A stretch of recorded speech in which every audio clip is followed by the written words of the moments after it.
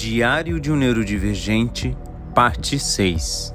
Essa intensidade emocional era ao mesmo tempo um presente e um fardo.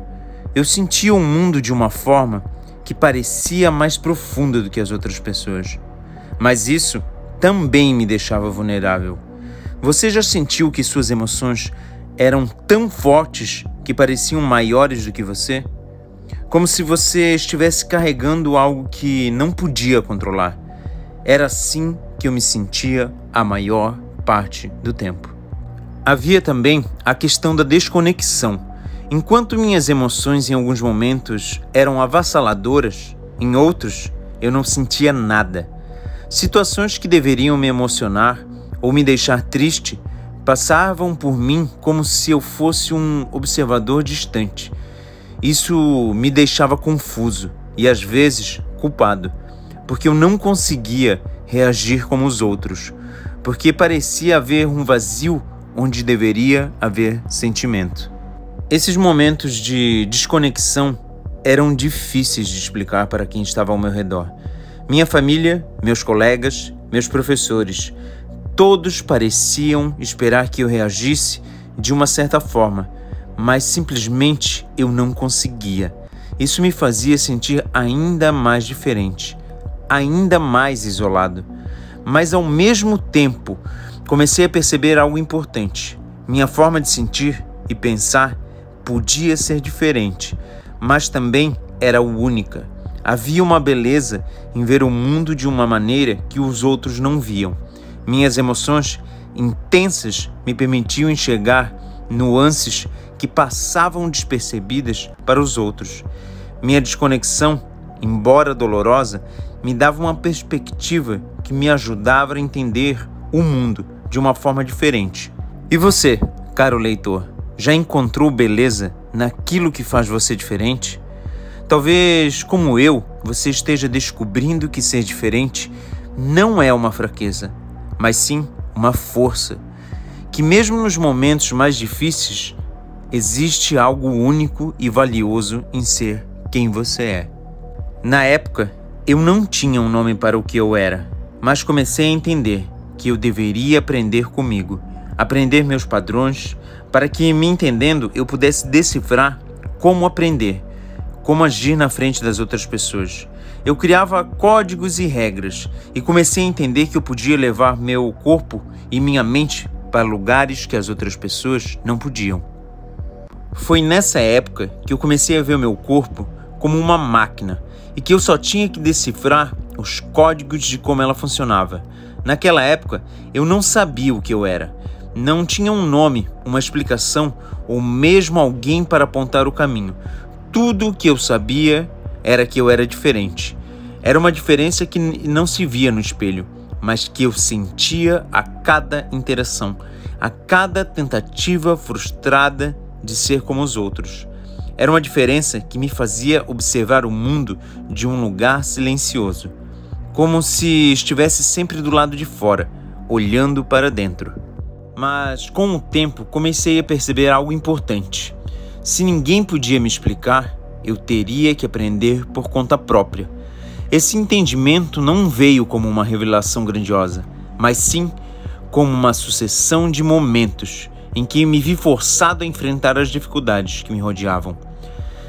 Aprender a conviver comigo mesmo tornou-se uma tarefa urgente. Eu precisava descobrir meus próprios padrões, decifrar o funcionamento da minha mente e do meu corpo. Você já teve a sensação de estar sozinho em um desafio que parece maior do que você? Como se o mundo ao seu redor falasse uma língua que você não compreendia. Foi assim que comecei a olhar para mim mesmo, como um enigma, um quebra-cabeça. Eu precisava resolver. A cada dia, a cada situação, eu observava minhas reações, minhas respostas, o que me deixava ansioso, porque meu coração acelera em certos momentos. O que eu podia fazer para acalmar a minha mente, quando o caos parecia tomar conta. Aos poucos, percebi que precisava de estratégias, de pequenos sistemas que me ajudassem a navegar por um mundo que não parecia feito para mim. Criei códigos, regras, Coisas simples, no início, contar até 10 antes de entrar em uma sala cheia de gente, respirar fundo e lento antes de falar, praticar mentalmente cada frase que eu queria dizer. Esses pequenos códigos eram como degraus em uma escada que eu estava tentando subir, um passo de cada vez. Mas não era fácil. Cada falha parecia me puxar para baixo, me lembrando que eu não tinha encontrado todas as respostas. Quando minhas mãos tremiam ou quando minha mente congelava na frente de uma situação nova, a sensação de incapacidade era esmagadora. Era como tentar ajustar um relógio com as engrenagens fora do lugar. Por mais que eu quisesse, parecia que algo sempre me escapava. Foi então que eu tive uma ideia que mudaria minha forma de enxergar a mim mesmo.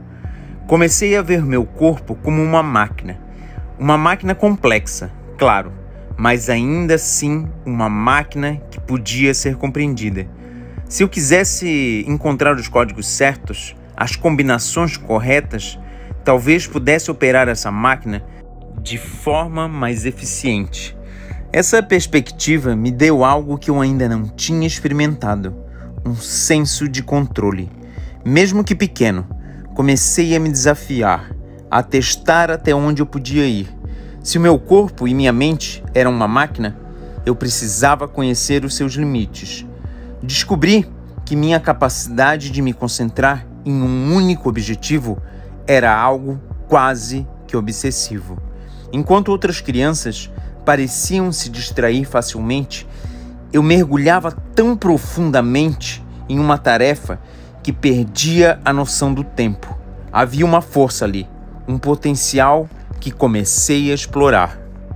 Mas havia uma dualidade dolorosa. À medida que eu encontrava formas de me entender, também me deparava com a realidade de que muitos não viam o mundo que eu via. Enquanto eu via beleza nos detalhes, nas pequenas coisas, nas engrenagens dos meus pensamentos, outros pareciam se mover com uma fluidez que eu não compreendia. Eles não precisavam de códigos ou regras, simplesmente existiam, enquanto eu precisava construir meu próprio manual de instruções. Houve momentos de vitória, mas também houve momentos de frustração. Lembro-me de uma tarde em que tentei participar de uma conversa em grupo na escola. Eu tinha ensaiado o que dizer. Havia repetido mentalmente cada palavra, mas quando abri a boca, as palavras não saíram. Saíram tropeçando uma nas outras. O grupo riu, não de forma cruel, mas aquilo foi o suficiente para me fazer recuar.